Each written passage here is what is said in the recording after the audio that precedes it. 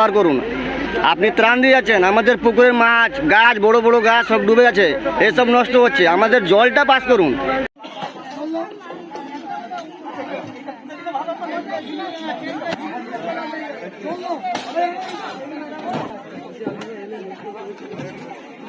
আমরা এখানে গ্রামে এসেছি রেড ক্রসের পক্ষ থেকে। এখানে এসডিও সাহেব রয়েছেন, এখানকার সভাপতি রয়েছেন, আমাদের ভাইস চেয়ারপারসন রয়েছেন, সবাই রয়েছেন। সবাই মিলে এখানকার সাধারণ মানুষের জন্য আমরা এসেছি, তাদের রিলিফ দেওয়ার জন্য। আমরা এখানে যেমন কামরূপ পৌরসভা থেকে যেমন স্বাস্থ্য পরিষেবার ব্যবস্থা করেছি, একইভাবে আমরা ড্রাই ফ্রুট থেকে শুরু করে সমস্ত রকম খাদ্য ভাত সমস্ত তাদের জন্য আমরা নিয়ে এসেছি। কোথায় এলাকাটা? এটা চাইপুর। এখানে কি এখনো আছে জল? এখনো জল আছে। আমরা প্রশাসনের এসডিও সাহেব মরছে মার কয়েকদিন পরে